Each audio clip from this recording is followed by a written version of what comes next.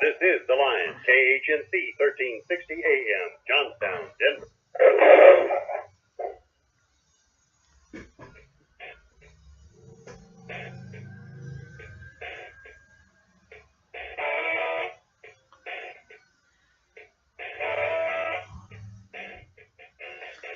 Well, my friends, my great strength in life and my great curse in life, it's both in this, is to hold up a mirror to people and show them who and what they are. And that's what I'm going to do right now. It's Howard Riell. The show is Real Truth. From the Daily Mail, here it is. Listen closely. This is America. Mounted police charging drunken teens, brawls on the sand, the scent of drugs in the air, and sex in public. Spring break is on as tens of thousands descend on beaches for debauchery. Thousands of college students descended on the Fort Lauderdale, Florida for the first weekend of spring break. Revelers were seen openly smoking drugs, swigging from bottles of vodka or guzzling tequila hidden in water pistols, and performing lewd dance moves on the beach. On Friday alone, DailyMail.com witnessed 8 incidents in which kids were hauled off the beach or cited for drugs and alcohol possession within the space of 30 minutes. The annual event, which is said to draw 100,000 students to this Florida city, is more of a headache for police units whose job is to enforce the zero-tolerance policy toward drugs and alcohol on the beach. One local police officer told the Daily Mail, quote, "What you're seeing is controlled chaos. This isn't even a particularly busy day. Mostly what we see is misdemeanor stuff, drunk fighting stuff." Michigan State University student named Mallory said, quote, "It kind of sucks because the police are watching over and they have all the dogs come around smelling everything. We've seen a couple of people get busted, but it's not stopping anyone," unquote. Mounted police units were seen patrolling the beach at times, confiscating booze, pouring it out on the sand, and dumping the containers, unquote. So, my friends, if you are wondering, what are my kids doing on spring break? This is what you have taught them to do. This is what you've raised them to do, and this is what they are, in fact, doing. Drugs, alcohol, sex out in the open. Now, my friends, believe it or not, I was young once, too. I was never this young. And who's to blame for kids acting like this? It's their parents. And their parents will have to contend with the ramifications of this kind of craziness, probably for the rest of their lives. Now, we're going to take a break. When we come back, I'm going to be joined by a buddy of mine named Charlie Harary, who's written a very, very important book called Unlocking Greatness, The Unexpected Journey from the Life You Have to the Life You Want. I know you listen to the show because you have things that you want to achieve and conquer in your life. That's why I asked my friend Charlie to join us. We're going to take a break. Like I said, we're going to come back. We're going to go through the book, and your life will be significantly better by the time we're through. This is Real Truth. Stay tuned.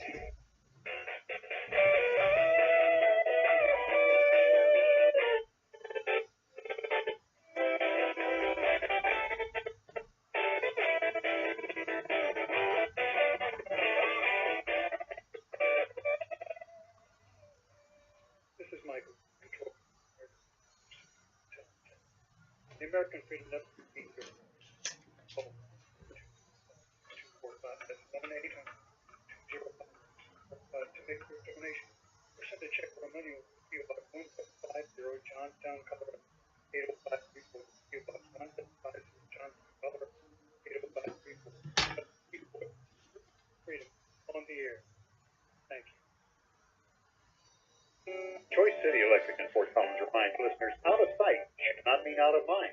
Let's remember our brave men and women in the military by sending care packages to them while they are away. We need not have a specific soldier in mind to help. Just call your local veterans organization. This message is from Choice City Electric in Fort Collins, your electrical and retrofit specialist. Visit them online or call 970-493-4077. That's 970-493-4077. Beloved, do not believe to every spirit, but test the spirit, whether they are of God, because many false prophets have gone into the world. By this you will know the Spirit of God.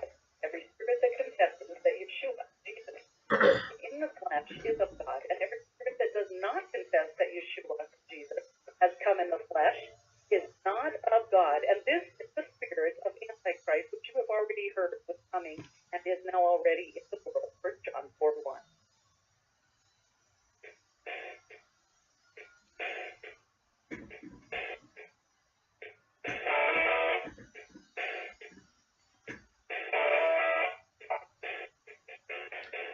All right, guys, welcome back to Real Truth. Here's a book you've got to buy. I want you to buy it today.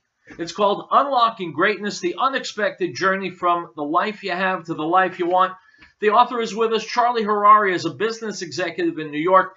He was an associate clinical professor of management and entrepreneurship at the Sim School of Business at Yeshiva University. He hosts a weekly radio show and the Unlocking Greatness podcast. Charlie is an internationally acclaimed speaker for subjects ranging from behavioral intelligence to performance management to personal entrepreneurship. That's a pretty good resume. His greatest accomplishment in life, however, is that he's a personal friend of Howard Riell. Charlie, how are you? Howard, great to speak to you. How you doing? I am just fine, thanks. You are a guy with a crammed full life. You're accomplishing a lot of things. You're doing a lot of things. Why take time out to write this book? Thank you so much. I appreciate your kind words, and it's an honor to be on your show and be able to talk to you and your listeners. You know, a lot of times in life, you go through things and you start to, sometimes have the opportunity to give advice to other people. This happened to me over the past few years. I started lecturing more, started teaching more, and people just started calling and saying, hey, can I share with you this and share with you that? And what I found was that over time, I was saying the same things again and again. And I kept on trying to learn more about the bits of advice that I was given so that it can be better, it can be more researched, it could be more resourced. And then I said to myself, you know what, I'm starting from the same spot almost every time. And the first half an hour sort of taking people down the same road. So I said, let me write it down. And this way I can have someone read something. And then once you start down that road of writing something down, it turns into a book, into a project. And then next thing you know, 2 years later, you got something. Okay. The popular conception is that some people are winners and some people are losers, and there's not much you can do to change that. I get the sense you would not agree with that, though. I completely disagree with that. There are, in the world, we live in a world where sometimes we look to make winners and losers. It makes life easy for us. We like to say that certain things are more important than other things. We like to put people on pedestals. But that's not really what life's all about. Life's what really goes on the inside. The feeling that we want in life isn't what comes when we get the token or the trophy or the award. It's how you live your life. It's the things you do every single day. And some of the greatest winners of life, some of the people that have really accessed their greatness and are living great lives, means they walk around empowered. They walk around with a feeling that they're living a life of meaning, are people that no one will ever know. Because life is not about the people that make it to a screen necessarily. Some people maybe, but that's not what it's about. It's about living a certain type of life every single day, wherever you are, at any point that you're in it. And that's the path of true greatness that anyone can take. Your introduction is titled, Why Am I Perpetually Unsatisfied? I assumed you were writing about me, but when I flipped through it, I couldn't find my name anywhere. Why are people perpetually unsatisfied? This is not an American thing. This is a human thing. Why is it so? Yeah, so the reason why many of us are unsatisfied is because we go down the road and society around us tells us what we should be doing. And so we start collecting things. And they're like, they could be as mundane as homes or cars or toys or tickets or whatever. And then they could be more meaningful, like spouses and children and whatever, but we're collecting them, and this is what society tells us to do. So we start putting it all together, this package, and we don't really go deeper in any of them. We don't go past the surface. So we have a spouse, but we don't necessarily sacrifice for our spouse. We may have children, but we don't necessarily give to our children what they need. We have a career, but we don't necessarily push ourselves deep in that career, so we're actually making that contribution, that difference to the recipients of what we do. So we walk around collecting things, assuming that when I get enough stuff, then I'll achieve this bliss and happiness, and we don't, because it's not how it works. And what we don't do enough is identify the things that we have and go deep in them. So we're a mile wide and an inch deep, and as a result, we seem to have everything, but have nothing, so we feel perpetually unsatisfied. And it's something like you said, we all feel that way. Yeah. You had me at the very beginning of your book. Part 1 is titled How to Experience Reality. Does that mean that people are not experiencing reality? What does that mean? Well, most of us are experiencing something that we think is reality, but it's not really reality. It is our perspective on reality. And that's a major difference. When you think you're experiencing reality, you walk around the world and you think that everyone around you is crazy. You think my way is the way, and everybody who disagrees with me must not be seeing the truth, the reality. And what happens is you go through life, especially when you deal with relationships or career or whatever you're doing, if you think you're the one experiencing reality, you come to the world with a very self-centered perspective. The only thing that actually has reality is God, right? That's something that is beyond the world. But us humans, what we experience is the reality that passes through this filter called a schema, which is in our minds. We look at our lives and we have experiences.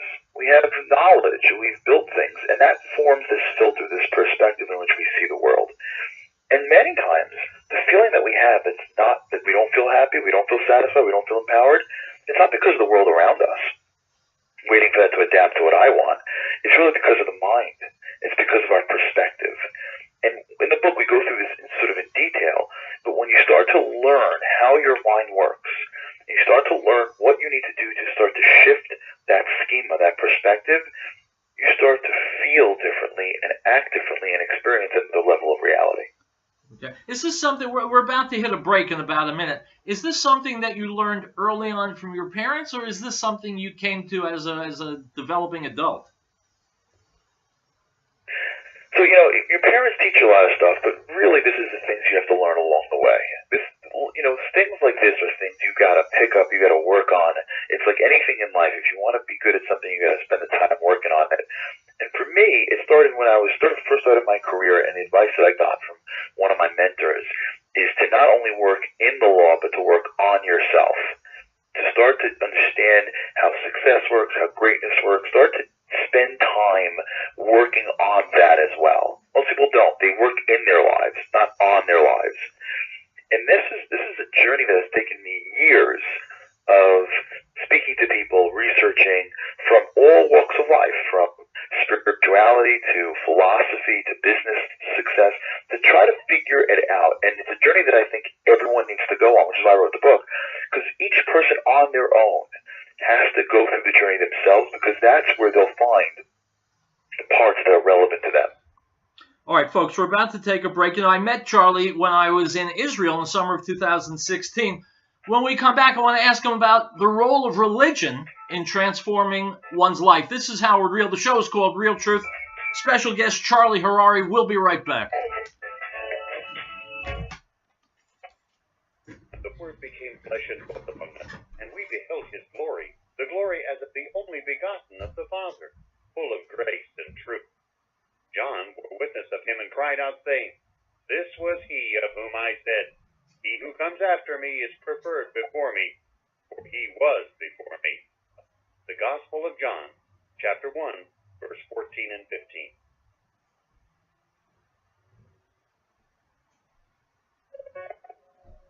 We hold these truths to be self-evident, that all men are created equal, that they are endowed by their Creator with certain unalienable rights, that among these are life, liberty, and the pursuit of happiness, that to secure these rights, governments are instituted among men, deriving their just power from the consent of the governed.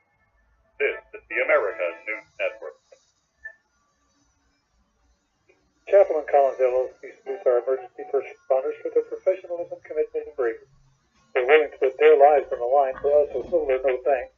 So let's all take the time to thank our first responders for all they do for us. Also thanking our veterans for the sacrifice they made for our freedom. This message is from Chapel and Collins LLC, with 2 locations in Denver and Fort Collins, serving the community for over 15 years. Visit them online at chapelcollins.com. Piccolo's restaurant in Denver reminds us that over 750,000 children were reported missing last year. Over 58,000 of these were abducted by non-family members. Keep an eye out for youngsters at play, and if you see anything suspicious, contact the authorities immediately. This message from Piccolo's restaurant in Denver is not only the best Italian and Mexican cuisine, it's the people who care. Give them a call at 303-757-5166. 303-757-5166.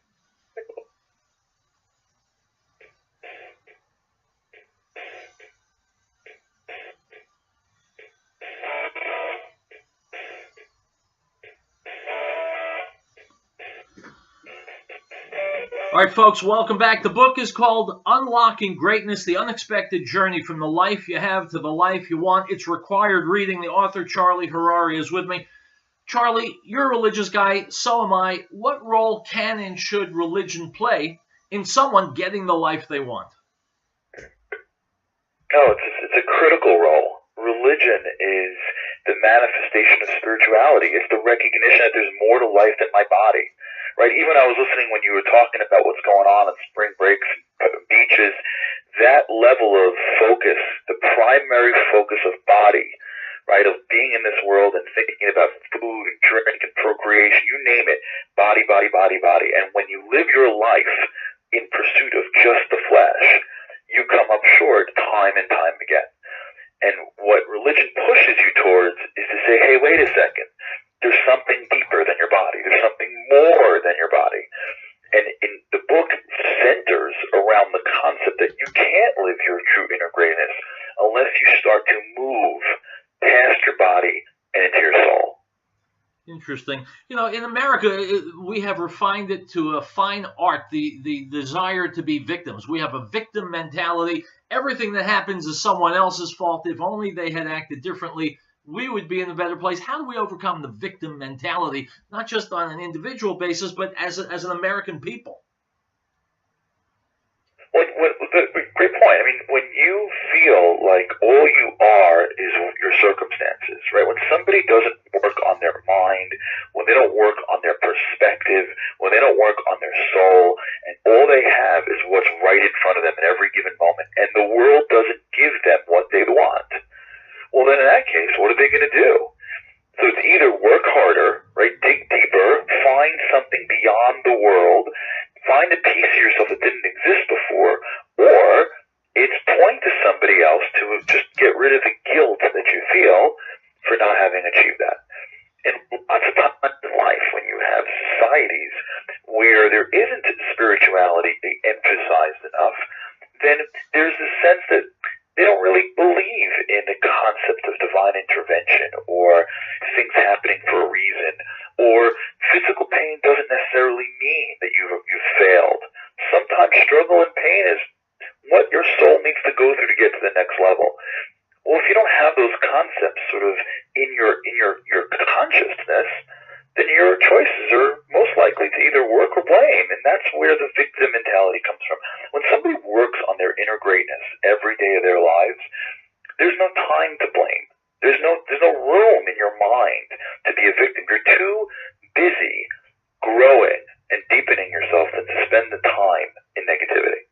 What is the fatal flaw of New Year's resolutions? So we speak about this in the book. It's a great question. The fatal flaw in New Year's resolutions is that we assume that the way you change is by resolving to do something. You ever get that feeling sometimes where you're like, okay, I'm going to change my life. That's it. So, you know, you look at the mirror and you say, all right, I should be skinnier than I was when I was in college. And, you know what, this is going to be the year. The pants are too tight. And so you look at, I'm going to do it. So you make this New Year's resolution that you're going to lose weight. And for like the first day you're doing great, second day you're doing great, third day you're like, I don't know, I don't want to go to the gym, maybe I don't want to pass the dessert. And all of a sudden you lose it all. Why? Because the way your mind works is your mind, every thought that you have, it creates new neurological connections. Your mind is built of habits. When you do something very small every day, again and again and again and again, over the course of time, that starts to become a piece, literally, of your brain. When you make a decision to do something, and you're like, I'm going to do it, and you don't have a habit, you don't have a ritual, you don't have something that you do every day, okay, so while you're inspired, you'll push yourself, but after that, it's gone. So most of us make resolutions, work when we're inspired, and then lose it and go right back to where we were beforehand, only this time we convince ourselves that we're not good enough to even try again. But if you look at great people that have done major things in their lives, you'll see that what makes them great is not because they're smarter or stronger or have the right background. It's because they tap into the idea of rituals. They're forming habits every day. They're coming up with new things and doing small things every day, and slowly those small things become conditioned into their mind, and it becomes most natural part of themselves until one day they wake up and they don't even know how they became this way. It just slowly came that way because they tapped into the right way of thinking. All right, now everybody listening to this interview, they're going to go out and buy your book, Unlocking Greatness. They're going to read it thoroughly, take notes, use a highlighter. What action should they then take? What's the first thing they should start doing on this road to fulfilling themselves? So when you go through this book, what you're going to see is that it goes through different phases. You start talking about your mind and understanding how your mind works. It's super important for people to understand the resources they have. You know, someone once told me, I was speaking once to a doctor, he said to me, most people drive around the car of their minds and they don't realize that it's not a car, it's an F-16. Most of us are going through our lives and we don't appreciate that the brain that God has given us is so much more powerful than we are using it for. It changes everything. It changes how you see the world. It changes how you see for yourself. Uh-huh. And when you go through the book, you start to understand just the power of your mind. And then you get into what your soul wants. And then you get into the actual practical steps. The first thing you got to do, I think, when you read the book with a highlighter, is start to ask yourself, how do I become real with what I want in life? And when you have that question of what I want to do, and you start to open yourself up, the book will guide you piece by piece and take you through what you learn and how to do it, ultimately so that you can start to implement this change. Interesting. One of the things you talk about in the book is flow, finding flow in an overstimulated world. Give me a definition for flow, and then tell us how you find it in an overstimulated world. Sure. Flow is this incredible principle that psychologists have discovered that when you're in the zone, you ever get that feeling sometimes like you're in a zone where like you're doing something and you look up and it's like an hour later, you're like, what? I wasn't even hungry. I didn't even know where the time flows by. When you live your life in flow, you become more productive, more successful. We all have these moments. The problem is that for flow, you need to have attention, you need to have time. But we have no time because we're constantly being distracted. We're being pulled in a million directions. Who has time anymore to think, to have a real conversation? You know, you sit down with someone, you know, back in the older days, you sat down, you actually looked at the person, you were in the conversation, you looked at your watch, you can't believe it was 45 minutes. It's because you were in a flow. Today, you see someone talking, 2 seconds later, they're looking at their phones, they're checking their emails, they're looking past the person. So they live a life, we live our lives constantly waiting for the next thing and never getting deep enough to find flow. So in the book, we talk about this. Because a lot of times you read books and they say, okay, you know, find flow. And you're like, great, well, I can't leave my life. I can't give up my job. Like, yeah, this person who found flow is a sculptor who painted for 3 days, or who sculpted for 3 days. Yeah, wonderful. Like, I can't sculpt for 3 days. I got to get to work. I got a family. I got to get home. I got to do carpool. So in the book, we talk about what we call pivoting. And that means finding moments where you can be in flow. So in your day, there are lots of micro moments. You're at your desk, you're doing work. Well, sit down for 1 hour, turn everything off, and just focus, just for an hour. You'll be blown away how much you can do in 1 hour. You get to the house, you see your family, take your phone and put it in the drawer, and spend the first hour home with just your family. If it can't be an hour, 15 minutes. You're talking to your spouse, you're talking to your friend. The first 15 minutes of the conversation, don't look at anything through the eyes of the person. What you'll find is that when you make these little micro shifts, you're going to get deeper in your life. And you're going to become more productive, more successful, more empowered, and you're going to be greater at the things that you do every single day. Now, the heading of your epilogue is Never Stop. It made me think of another guest I've had on the show, Wayne Allen Root, who wrote The Power of Relentless. And when I saw Never Stop, I thought, oy, oy, oy, and I sat on the couch because I was already tired. How do you muster the energy to never stop?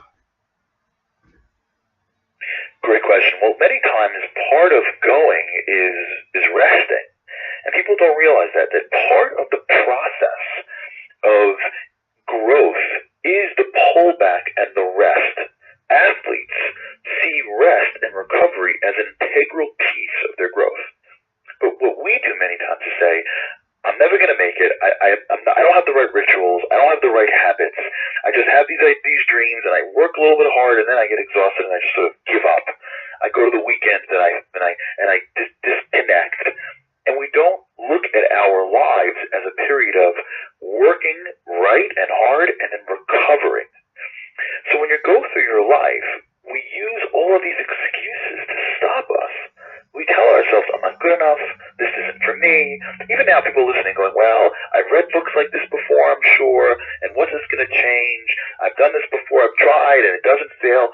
So our mind just throws all these excuses why we shouldn't take on new challenges and why we shouldn't do new things. And as a result, what happens is we don't stop. We give up. We stop. But when you engage in real growth, when you tap into your greatness, you'll see that you never stop. Sometimes, some days you're really working hard, and some moments you're recovering. But you're recovering to work hard again. You're delving.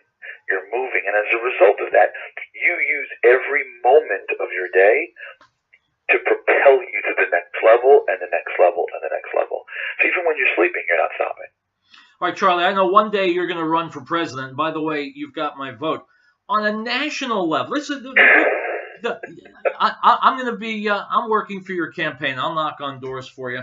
This is a book for individuals. How do I unlock greatness on a national level? You're looking out at America, and I know you do. You're very involved in everything going on in this country. What does America as a society need to do to be the best that it can be? Well, on a national level, America needs to start to work on the depth of their lives. And this is happening in different pieces, but we are so focused, you see, on materialism. You see, back when I was growing up, you were growing up, people had things, people worked for things, and you tried to gain things in life, but every time you did something, it wasn't sort of tweeted and texted and pictures, and every second of everyone's life is just comparing all that you do by scrolling through Facebook. How many times do I sit on a train on the way home from work from New York City, and I'm looking at pictures and pictures, and everyone around me is just scrolling through Facebook looking at everyone else's lives. So what was once a life that balanced materialism and spirituality and family now is being sort of really focused so much on materialism.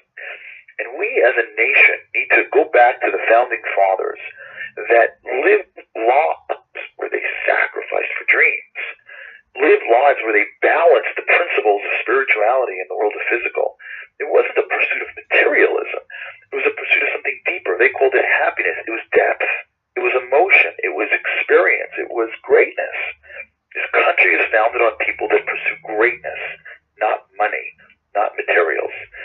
And when we have that feeling in our country, and when people are geared to being much deeper, to working on themselves on the inside, we will realize that we're not very different from each other. We will realize that we are a nation that can change humanity if we engage in that in all areas of our lives. And we'll become the people that we're meant to be. Okay, we've only got about 1 minute left. When you talk about this in front of audiences, what's the one question you get more than any other? The question I usually get is how to get started. And I always tell people today, greatness is not big. It's small. It's every day. You can be great today by looking at your life right now and pushing the bar a little bit forward. By pushing it. When you read the book, and it'll line you up exactly how. And when you get that, you'll see from the book how you can put it into your life today. And so if you get it and read it, you can check it out, and you'll see that you can go right now into your life and start to put these principles into practice to make yourself the great person that you can be. Charlie, what have you not accomplished yet in life that you want to accomplish in about 30 seconds? I got so much more to go. I'm still just on the journey like you are. We're just doing the best that we can. And with God's help, just trying to make Him proud and trying to make people around us a little bit better. And we got a whole journey together. So I look forward to hopefully being able to push further and do some more work in this world. You know, I was joking before, but would you like to run for office one day? As of right now, I'm just trying to be a good person, and who knows what the future holds. All right. The book is called Unlocking Greatness, The Unexpected Journey from the Life You Have to the Life You Want. The author, Charlie Harary. Charlie, I thank you very much for making time to visit with us today. Thank you so much for having me. All right, have a great day. Folks, we're going to come back. We got lots of news, lots of stuff to talk about right here on Real Truth. Go nowhere.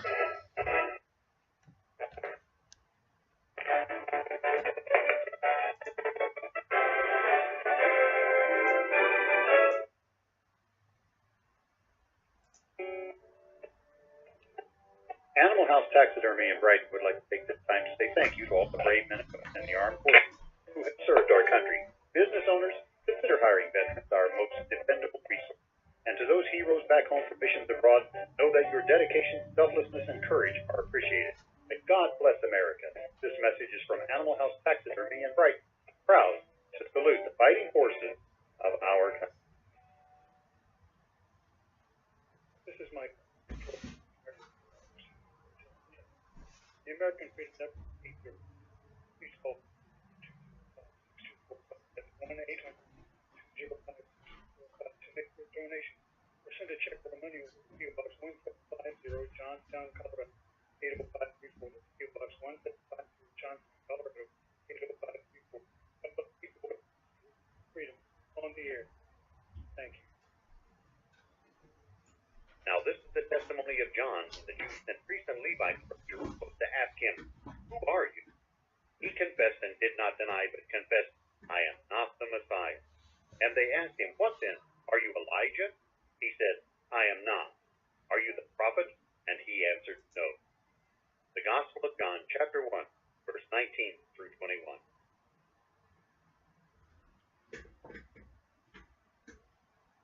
The associates at your 24-hour Walmart Supercenter Lafayette, Vermont. No one anywhere is more noble, righteous, selfless, or courageous than our United States Armed Forces.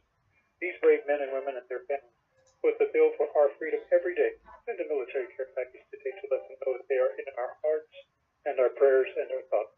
This message is from the associates at your 24-hour Walmart Supercenter on Highway 287 in Lafayette. They're on the air because they care. Elizabeth Lockerplan and Elizabeth reminds us that the drug problem is well documented. We know our kids will be approached at early age. We want to applaud the youngsters in our community who have had the strength to say no to drugs. They provide examples to their peers and families to be the best they can be. That's from Elizabeth Lockerplan, located at 366 Grant Street in Elizabeth, serving our area since 1943 and specializing in natural life H&B and pork and complete custom process. Call 303-688-2240. That's 303-688-2240. We, the people of the United States, in order to form a more perfect union, establish justice, ensure domestic tranquility, provide for the common defense, promote the general welfare, and secure the blessings of liberty to ourselves and our posterity, do ordain and establish this Constitution for the United States of America.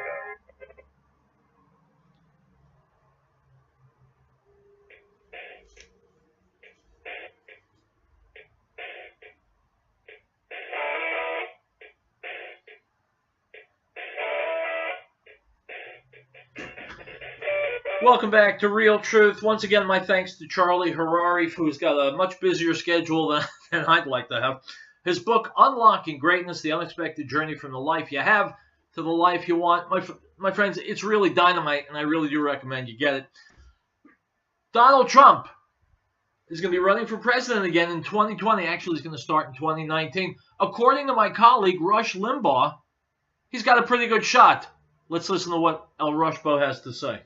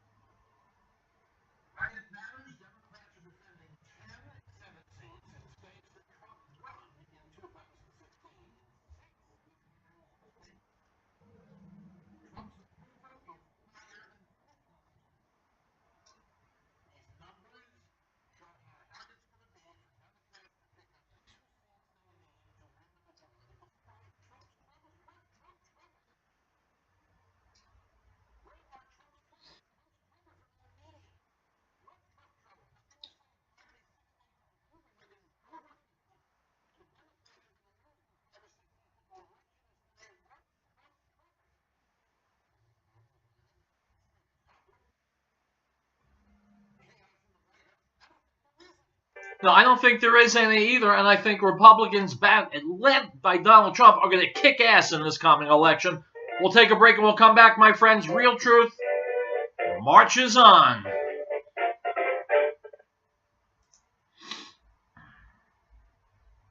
And of his fullness we have all received, and grace for grace. For the law was given through Moses, but grace and truth came through Yeshua HaMashiach, Jesus the Christ. No one has seen God at any time. The only begotten Son, who is in the bosom of the Father, he has declared him. The Gospel of John, chapter 1, verse 16.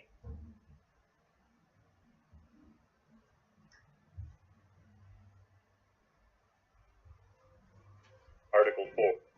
The right of the people to be secure in their persons, houses, papers, and effects against unreasonable searches and seizures shall not be violated, and no warrant shall be issued but upon probable cause, supported by oath or affirmation, and particularly describing the places to be searched and the persons or things to be seized.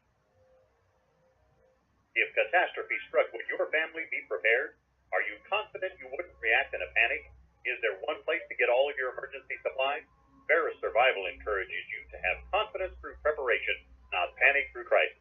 Ferris Survival, located at 3366 South Broadway, is a professional, reputable, full-service business providing quality, realistic preparedness supplies at an affordable price. Go online, stop by, or call 303-781-0343. Ferris Survival. American Window Tinting Incorporated in Franktown reminds parents, keep an eye on your child while shopping. Children tend to stray or become lost. This poses an opportunity for a would-be abductor.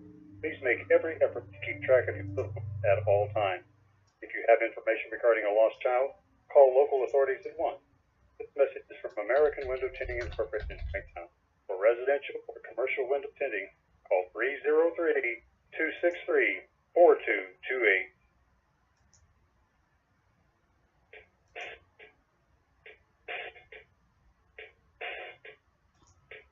All right, guys, you're following the news just like I am.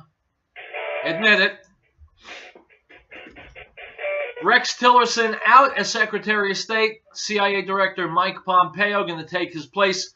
Here's Ben Shapiro talking about just that. Rex Tillerson is out.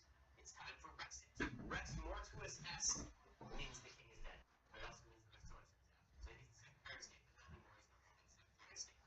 He's part this morning via tweet. We'll get to all of that. So many things. Trump is also visiting California, and he's visiting the wall military because this is something that we do now. All right? I mean, sure, it's fine. I'll talk about all those things. So we begin today with the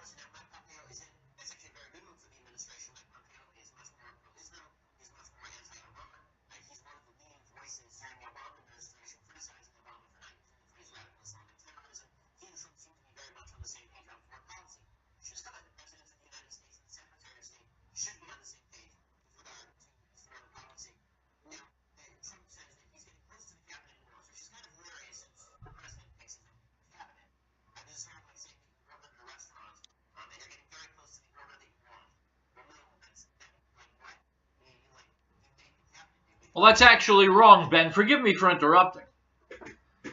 Donald Trump was a neophyte when he came to Washington. He depended on other people to recommend candidates for his cabinet. And he talked to them, and based on the conversations he had, there weren't a lot. He didn't know these people for years. He made the best choice that he could with limited experience and information.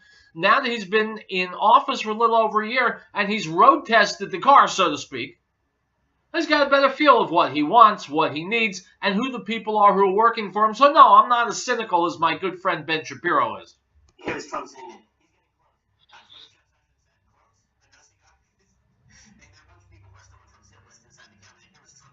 My friends, that phrase, close but no cigar, isn't that what Monica Lewinsky said to Bill Clinton?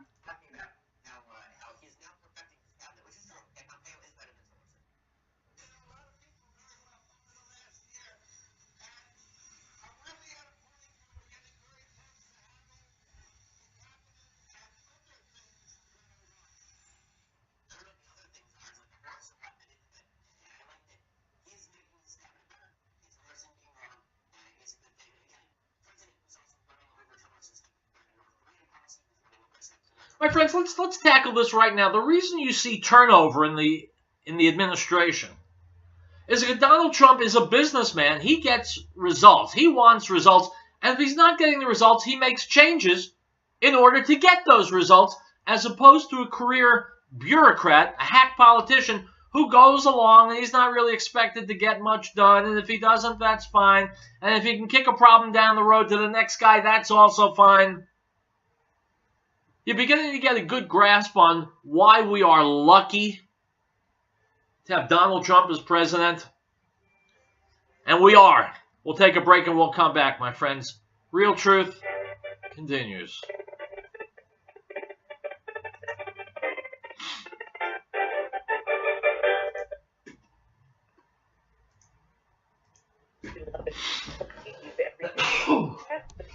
Whether they ever thought, because many false prophets have gone into the world.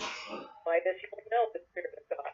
Every spirit that confesses that Yeshua, Jesus, has come in the flesh is of God, and every spirit that does not confess that Yeshua, Jesus, has come in the flesh is not of God. And this is the spirit of Antichrist, which you have already heard was coming and is now already in the world. 1 John 4:1.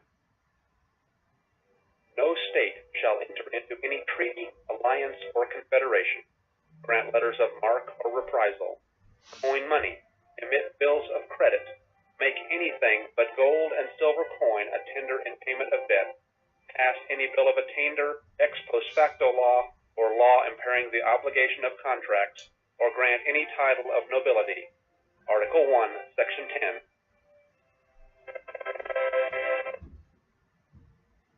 Chaplain Collins LLC salutes our emergency first responders for their professionalism, commitment, and bravery. They're willing to put their lives on the line for us with little or no thanks. So let's all take the time to thank our first responders for all they do for us. Also thanking our veterans for the sacrifice they made for our freedom. This message is from Chaplain Collins LLC, with 2 locations in Denver and Fort Collins, serving the community for over 13 years. Visit them online at chapelcollins.com. Piccolo's restaurant in Denver reminds us that over 750,000 children were reported missing last year. Over 58,000 of these were abducted by non-family members. Keep an eye out for youngsters at play. If you see anything suspicious, contact the authorities immediately. This message from Piccolo's restaurant in Denver is not only the best Italian American cuisine, it's the people who care. Give them a call at 303-757-5166. 303-757-5166. Piccolo.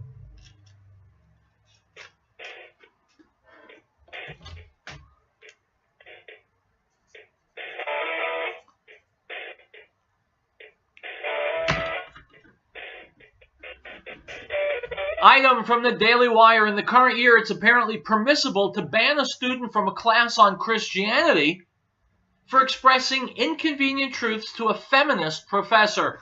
Lake Ingle, a religious studies major at Indiana University of Pennsylvania, was kicked out of Professor Allison Downey's Christianity class on February 28th for telling her that, quote, biologists don't agree that there's more than 2 genders, unquote, and that the supposedly sexism-caused gender wage gap is a myth. According to a report from Vox News, Ingle was, quote, silenced and punished by Professor Downey after the senior pushed back on arguments made in the 15-minute TED Talk that she showed in class. The TED Talk speaker was a transgender ex-pastor named Paula Stone Williams, who discussed the, quote, reality of mansplaining sexism from men and male privilege, unquote.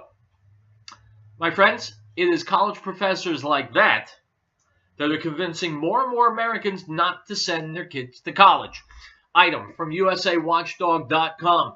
Former CIA officer and whistleblower Kevin Shipp says the reason for all the crime and treason at the FBI and the Department of Justice all boils down to one thing: the Clinton so-called charity. Shipp explains, quote, Hillary Clinton was running and is running a global financial criminal syndicate. She was using these secret servers to conduct Clinton financial money laundering business. The shocking thing about this is all the former directors of the CIA that have come out to support her, from Clapper to Brennan to Morell to Robert Gates, supporting her being elected, knew about this criminal syndicate.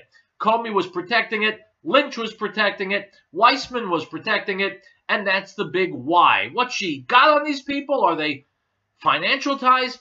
They had to be aware of this, especially the counterintelligence units. We know it was hacked into by foreign intelligence services because it was just hanging out there. Hillary Clinton was running a secret server outside the Department of State for the purposes of laundering money through the criminal Clinton Foundation, unquote. Very well said. Item from Intellihub.com. Fukushima radiation just off the North American coast is higher now than it's ever been, and government scientists and mainstream press are scrambling to cover up and downplay the ever-increasing deadly threat that looms for millions of Americans.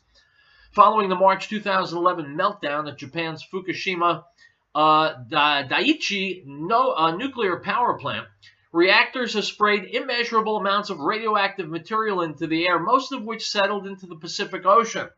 A study by the American Geophysical Union found that radiation levels from Alaska to California have increased and continue to increase since they were last taken, unquote. My friends, if you've been listening to Real Truth, you know all about this. Item from The Independent.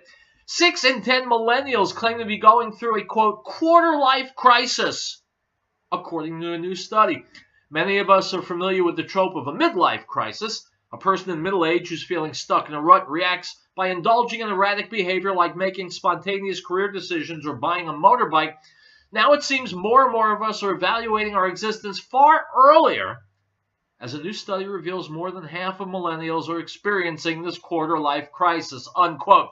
My friends, I told Charlie Harari that one of the things we do best in America is play victim, and that's what this is. Millennials are an incredibly spoiled, rotten generation. They're helpless, they're hopeless, they're hapless, and they also feel victimized. They feel defeated by the time a quarter of their life is gone. Well, to millennials, let me tell you, suck it up, get busy, and make something of yourselves. I'll see you tomorrow, my friends. Hasta luego.